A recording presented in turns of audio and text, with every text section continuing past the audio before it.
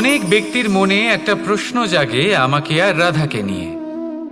বলেন যে না আমি আর রাধা একসাথে থাকি, না আমাদের বিয়ে হয়েছে।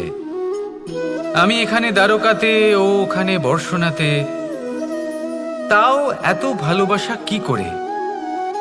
এ কেমন সম্পর্ক? আমি তাদের একটা সহজ কথা বলতে চাই। আপনি কখনো আয়নার দিকে দেখেছেন?